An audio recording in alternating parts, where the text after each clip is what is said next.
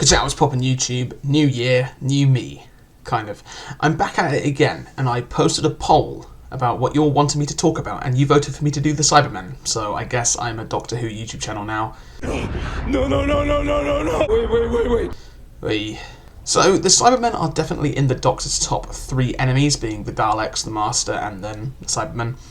They've appeared all throughout the show's run, but not every Doctor has had a run-in with the Cybermen. I mean, I guess technically no Doctor's had a run-in with every enemy, because the 8th Doctor basically didn't have a run-in with anyone, but anyway. And they started all the way back with the 1st Doctor. So as before with the Daleks, I will be breaking this deep dive into a few parts. I will be doing the Black and White era, the Colour era classic series, the RTD era, the Moffat era, and then the Cursed era. It could have been a lot better. It could have been slightly better written. So this video is obviously devoted to the 60s Black and White era of the Cybermen. So we'll get started with the 10th planet.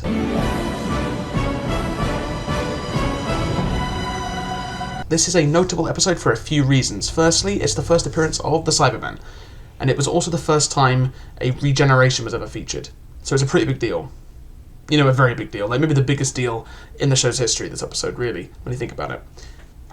So the 10th planet was 4 parts long, and the story follows the launching of a spaceship called Zeus 4 out into the solar system.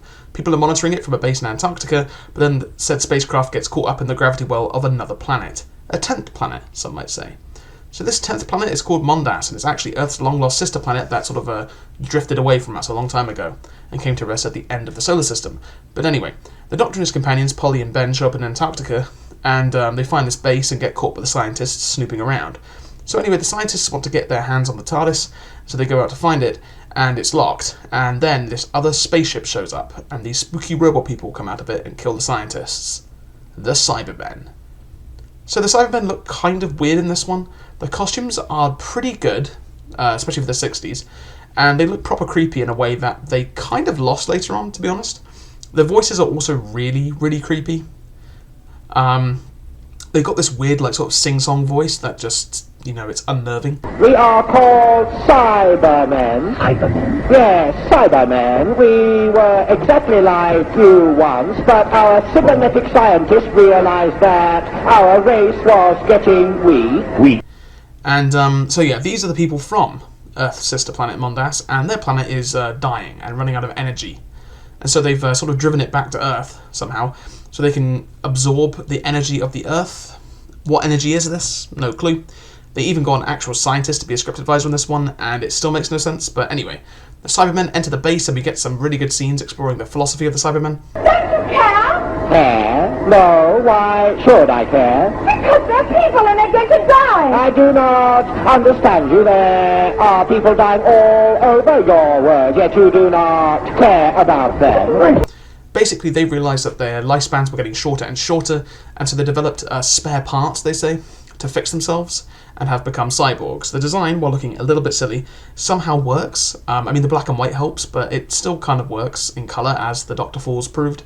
But the cloth bandages really make it look like they've sort of, they were hospital patients that somebody just stitched robot bits onto, and it adds to sort of the body horror elements, which are a defining feature of the Cybermen, and we learn is kind of oftentimes ditched when doing Cybermen stories, which is unfortunate. So you can still see the human eyes behind the masks, and they have human hands, which really does help sell the fact that these were once people, and that they really... Yeah, as I said, this episode plays into the body horror quite well. Anyway, the Cybermen want to take all the humans on Earth back to Mondas before the Earth is destroyed, and turn them all into Cybermen. And so the Cybermen are going to invade the planet. Not that we ever see that much of it. Anyway, so the Doctor realises that Mondas will just explode or wither away or destroy itself somehow when it absorbs too much energy from the Earth, and now all we have to do is just wait for the plot to happen. So because William Hartnell was really sick during the filming of this, he actually collapsed on set before they were going to film episode 3, because of course back in the day, they didn't film these episodes like well in advance, like they would just film them effectively like a play. And so yeah, he collapsed before they could film episode 3, and had to go to the hospital, so the Doctor is barely featured at all. So they just actually had the Doctor himself collapse in the story and be out of commission for an episode.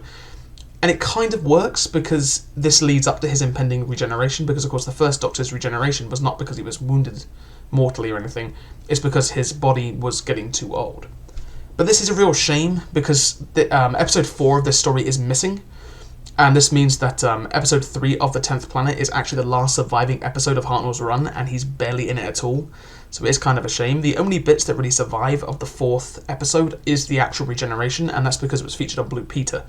And you find that with a couple of the old clips of Doctor Who were saved because copies were made so they could be featured on Blue Peter. Which, for those of you outside of the UK, if you don't know what Blue Peter is, it's sort of like a...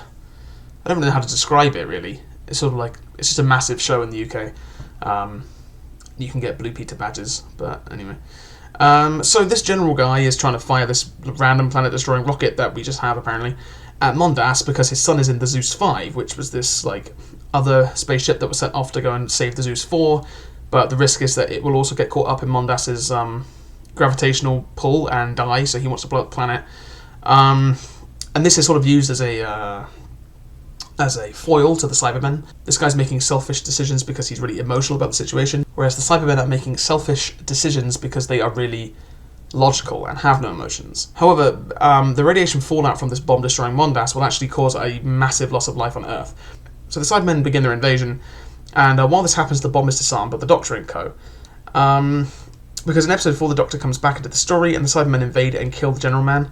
The Doctor then tries to reason with the Cybermen, saying that they could just be moved to he could just move them to Earth and save them from the destruction of Mondas, but they refuse and decide they're going to take Polly prisoner back to Mondas. So the bomb still has to be completely disarmed. It's been stopped from launching, but it still is, a threat. And people are doing it, but they start to wonder why the Cybermen themselves don't just do it, as you know, it's pointed right at their planet.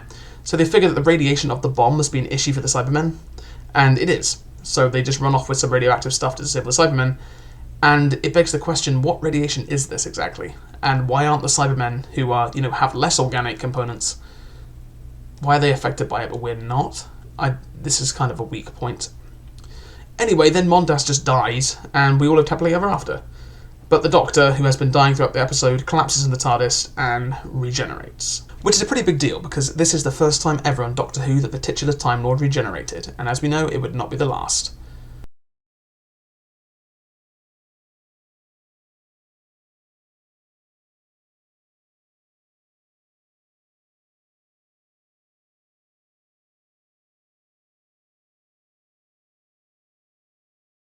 This was done due to Bill Hartnell's poor health, but this was the key ingredient needed to make Doctor Who, as a show, immortal.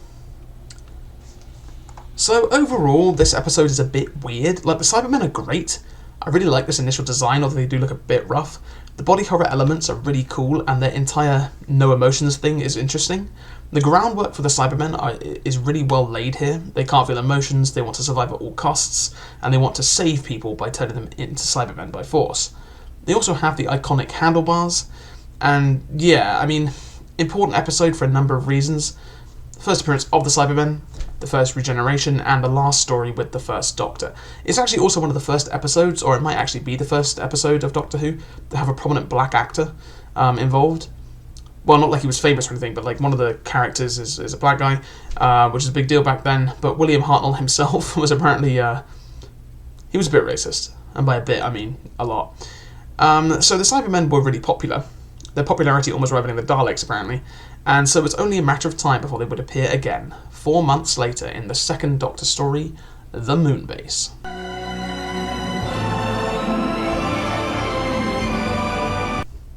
So the Cybermen are back with a bit of a different design. So this time all of the human elements have been removed. There's no human eyes and there's no human hands. They're all just metal and look much more like robots now. They keep the handlebars, which will become the only really continuous part of their design going forward, but their heads are metal now too, as opposed to the bandages. Now, I think this design looks better, but I do miss the body horror and sort of scavenged together vibe that the original Cybermen gave. They also have new voices, which sound really good. Like, the voices definitely peak in the second Doctor's run. And this is also the appearance of that obnoxious Cyberman song that will get stuck in your head for like days on end. So you're welcome. But what a banger.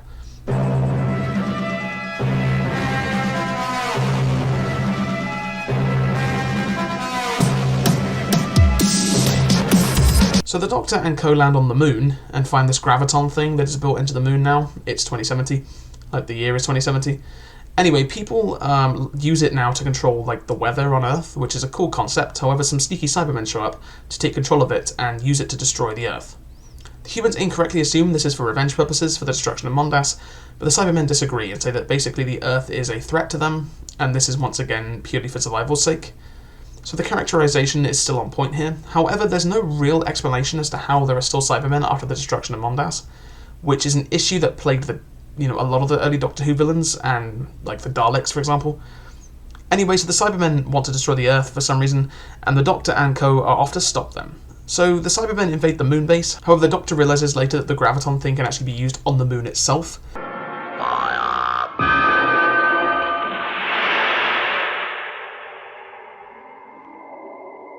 What happened? Just deflected over the dome. Doctor, are you all right? Yes, of course. The gravitron deflected it. The force field. Yes, and that gives me an idea. How far down can this be aimed? Down? Can it be brought to bear on the surface of the moon? And so he uses it to send the Cybermen and their spaceship off into space, and the day is saved. So as with most of the Second Doctor stories, some of these episodes are missing. However, most of them have been recreated using animation. So a few notable things here, aside from the Cybermen redesign, is that the Cybermen can actually channel electricity through their hands, which is an ability that most variants have from here on out. Paper. There is also this cool bit where it is revealed that the Cybermen have become ingrained into Earth's culture as a mythological entity, due to the fact that they invaded, basically 100 years ago from this story's perspective. There's this scene where Polly sort of like recognizes a Cyberman as the Cybermen, and some of the moon-based people are like, they all died out, kind of similar to the Daleks in Parting of the Ways later. There is also this entire plague subplot that I kind of overlooked in this review. A new disease starts, people disappear, and then you turn up. But basically the Cybermen released a plague which seems ripped off from the Daleks, to be honest. Another sign that the BBC were really kind of trying to set the Cybermen up as a bit of a competition to the Daleks. But yeah, my biggest issue here is that the Cybermen just magically survived the destruction of Mondas somehow, and it's never explained. But I mean, it's 60s Doctor Who, the writing isn't going to be that good. So the Cybermen will show up again in the Tomb of the Cybermen in the same year, 1967.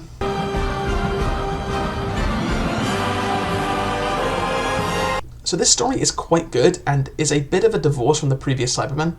This time the Doctor and co land on a planet called Telos and come across an archaeological expedition that are looking for the remains of the Cybermen who used to be on this planet.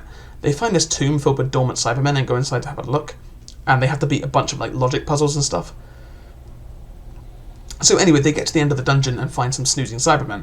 Basically, there's this evil French dude on the expedition that has tricked his wealthy benefactor into coming here, so the League of Logicians, which he is a part of, can reanimate the Cybermen and use them as an army to conquer the universe or something. So the Cybermen wake up and they very slowly exit their cling film tombs, which is later paid tribute to an army of ghosts, and we are once again treated to this absolute banger of a soundtrack.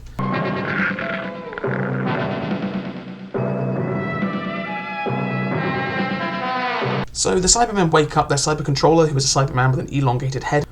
The Cybermen here keep the same design from Moonbase this time, and they have an absolutely banger voice. The early Cybermen really had the best voices. You belong to us. You shall be like us. So the French guy sort of thinks that the Cybermen will now owe him a favour, but the Cyber Controller just sort of BTFOs him and says that now they are going to turn everyone into Cybermen. Basically, the Cybermen went into their tombs a long time ago to survive, and they need people to build back up the ranks so they can, take over the universe or whatever they want to do. So they made all these puzzles and stuff so only really smart people could get to the tomb, and then they turn these smart people into Cybermen and rebuild the cyber race. However, the Doctor manages to send the Cybermen back into sleep and seals them back up in the tombs. We must survive. We must survive. You are evil. Cyberman, come away! Careful, you'll get killed, man! They shall never pass. Cyberman. The door is closed. And, I mean, it's kind of like the Daleks trapped under the ice on Spyridon. These Cybermen are technically still there, and so could be used at a later date. And this story is pretty interesting. It adds a new dimension to the Cybermen by having them be on a different planet. It's not really explained if these guys are different to the Mondasians, or whether they're an entirely different version of the Cybermen. and it's never really explained exactly what the situation is. So once again, the same motivation is present for the Cybermen, with the mission to survive at all costs. So the Cybermen showed up again in the Wheel in Space in 1968. Still with the Second Doctor, the Wheel in Space. This episode is the first one to feature the rodent-like Cybermats and a Cyberplanner. However, there's only like 2 Cybermen in it for some reason, like they just didn't have the costumes, I guess. I think I've got company.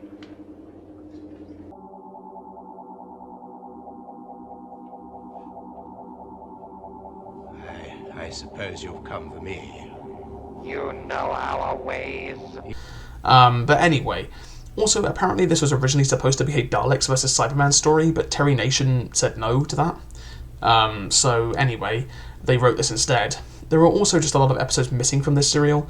Anyway, the Doctor and Jamie end up on this like abandoned spaceship that is like 80 million miles off course or something, and the TARDIS has some issues, so they have to get out. And basically they are drifting towards this space station called the Wheel, and the Wheel's going to like blow up their rocket because it shouldn't be here, but then they notice that like there are people on board, so they bring them in. However, the Cybermen were also on board on board the rocket, and basically they were the ones who pushed it off course so that they would get picked up by the Wheel. Even though the Wheel was going to blow up the ship, and would have done that if the Doctor and Jamie weren't on it, so this plan makes no sense, but... Anyway, they're infiltrating the Wheel because there's a Cyberman invasion fleet that wants to invade the Earth again for some reason, and only certain ships can go to Earth.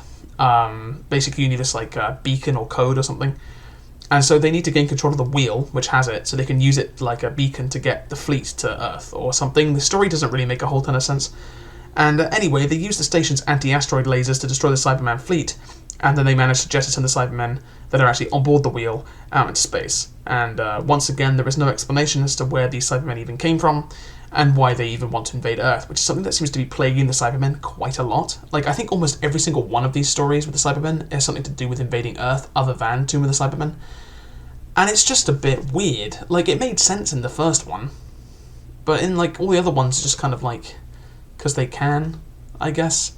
And once again, I don't know where all these Cybermen are coming from. Like, Mondas was destroyed, so... I know that, like, very later on, like in the Moffat era, which we'll get to in a few videos' time, but in the Moffat era, they did make some comments about how, like, Cybermen basically just happen anywhere there's humans, which sort of was written in as a way to sort of, like, explain the classic era Cybermen, making really no sense. As far as things of note, this is the first appearance of the Cybermats and the Cyberplanner, both of which would appear occasionally throughout the series. Also in editing, I realised this is actually the first time the teardrop eyes are seen as well, which will become the standard for Cybermen going forward, which I forgot to mention when I recorded the original audio track, but anyway. It is also notably the first time the Doctor ever goes by the moniker of John Smith, which is interesting. But overall, this story is a boring mess and pretty bad, all things considered. So in the 60s, the Cybermen would show up one final time in the 8-part behemoth of a story, The Invasion.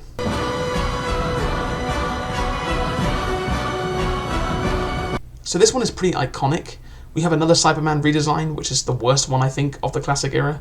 This is also the first time we see Unit, and the first time Lethbridge Stewart is actually referred to as the Brigadier. He had appeared once before as like a colonel or something. So it's a very big deal of an episode. And this story focuses on an invasion of Earth by the Cybermen, who still really want to invade Earth for some reason. Although this time it's in, like, the 80s, I think. No, sorry. The 60s? I think it's in present day, actually, of when it was filmed. But anyway, the Doctor arrives back on Earth and he meets up with the United Nations Intelligence Task Force, or UNIT, who are currently investigating this tech company called International Electromatics.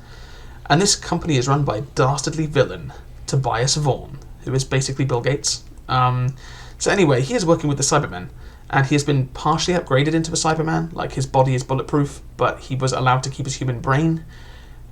And he basically wants to, use the Cybermen to take over the world.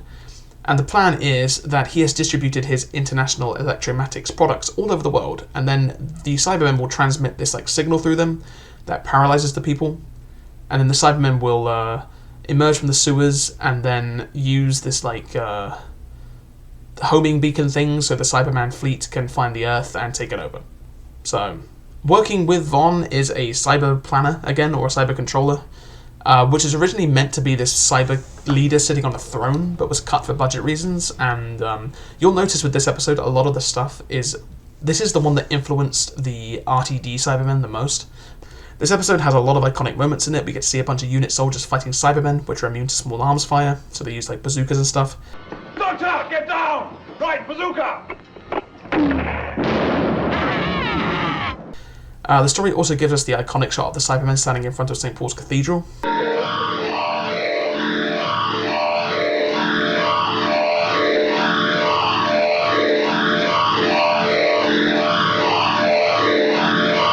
There is also a scene in the sewers where they meet this like insane Cyberman that has been driven mad because Vaughn hit it with some like emotion thing that gives them feelings back, which turns them insane. And he made this as like a contingency in case the Cybermen tried to double cross him, although it never really comes up after that. So the Doctor figures out that the Cybermen have a spaceship parked on the dark side of the moon, and that their plan is to send this new transmission through the IEM equipment and turn everyone under Cyberman control. However, the Doctor starts trying to make devices to stop cyber control. And he manages to make a few, and gives them out to like his companions, him, and some of the unit guys. So the Cybermen transmit said signal, and then they emerge from the sewers and take over London.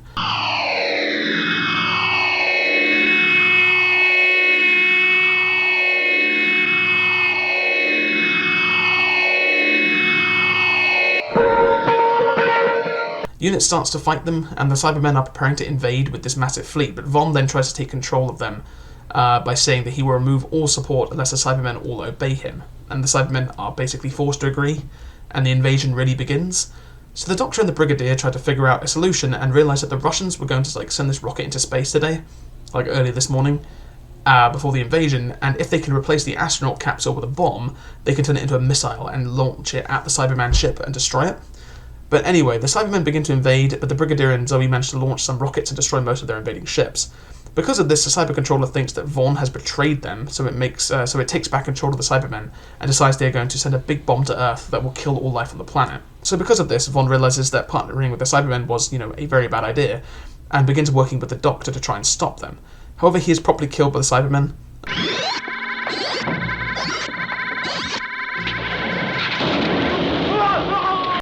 Trying to get to the transmitter thing that is paralysing everyone. The Doctor then manages to disable it, and then the Russians launch their rocket at the Cyberman ship and blow it up, and stop the bomb ship from ever being able to find the Earth, because they were homing onto the bomb to the transmitter ship or something, and the Cybermen are stopped once again.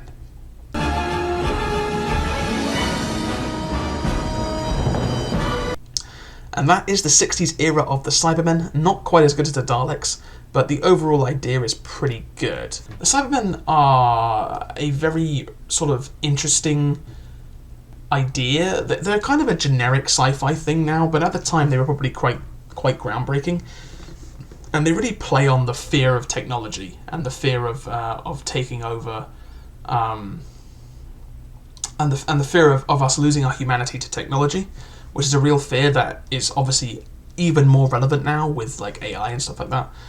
So the design has changed a bit throughout the 60s, but they all kept the handlebars, and the body horror elements really get toned down as they go on. I think the Cybermen really are in a weird spot where you can take them out of a lot of stories, and the stories don't change that much. But they start off strong, and the body horror, the Cybermen really work best when there is that body horror element, which I think they did keep in the early scripts quite well. The black and white, once again, I think really helps the Cybermen. I think they look a lot better in black and white, similar to the Daleks looking good in black and white, which I understand was a consideration when making monsters back then, that they had to look good in black and white, which is why obviously the Daleks changed considerably after going to colour. The Cybermen really didn't change as much until a bit later, but the sci-fi concepts at hand with the Cybermen are decent. Like, I mean, even outside of the whole we're dying, so we're upgrading ourselves with technology, and then we sort of realised that emotions were a weakness and removed them, and all that. There's some really good concepts here, like the using the moon to control the weather. That's cool. And the whole slow rollout of like a tech company taking over the world. That's fantastic stuff. And that is really built upon later in the Russell T Davies era of the Cybermen, with episodes like Rise of the Cybermen. Really, really builds upon a lot of the themes and sort of ideas brought up in The Invasion, specifically. It is a shame that some of the body horror does get lost as it goes on. So, yeah, it does seem weird that these guys weren't pushed more by the BBC. They were pushed pretty heavily, but I remember reading a thing when after the Daleks met their supposed final end in Evil of the Daleks, that the BBC was really trying to push the Ice Warriors as the replacement for the Daleks, when the Cybermen were right there and were clearly more popular. But anyway, so that was part 1 of the Cybermen, the 60s era, the very first introduction to them. And I think it's great. I think some of the best Cybermen episodes of all time are in this era, like Tomb of the Cybermen and The 10th Planet. Tomb of the Cybermen, I think, is the standout here. And there's a lot that they have going for them here that they really lose. Like, I think the voices are much better. And the creepiness, they're much creepier here. And they play more like, I guess, undead than they do like robots, which obviously is what they sort of become. And, but unfortunately, I really don't think they're as good as the Daleks. The Daleks just look better and just are better than the Cybermen. The Cybermen look a bit silly. They are obviously guys in like tinfoil costumes half the time, which is something Doctor Who was notorious for. And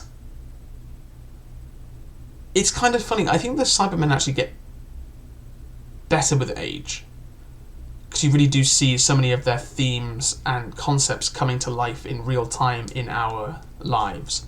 So anyway, that's the beginning. I'm rambling a bit now. Part 1 of the Cybermen. Join me next time as we delve into part 2 of the Cybermen, where we will be taking on the classic series, the rest of the classic series, which really isn't that much, actually. The Cybermen do not appear that much, especially in the classic series. Like, there's no third Doctor Cyberman story. I don't think there's a 7th Doctor one either. So I think there's like 3 or 4. Like, I think the 4th Doctor sees the Cybermen like once. I think the 5th Doctor sees them once or twice, and then the 6th Doctor, I think, has a run-in with them. But I think that's it. They really don't appear that much in the 70s and 80s. So yeah, thanks very much for watching. Like, share and subscribe, especially if you enjoyed this video. If you like Doctor Who, I did an entire series about the Daleks in about 6 parts, I think. So you can find that. There's a playlist on the channel. I was getting screwed around by the BBC's copyright claiming, which is why they've been uploaded in the wrong order, because I kept having to re-upload the previous videos because they kept getting taken down for copyright infringement, because the BBC is very, very strict when it comes to how much of a clip can be shown, and especially when it comes to Doctor Who for some reason. Anyway, thank you very much, and I'll see you next time, hopefully.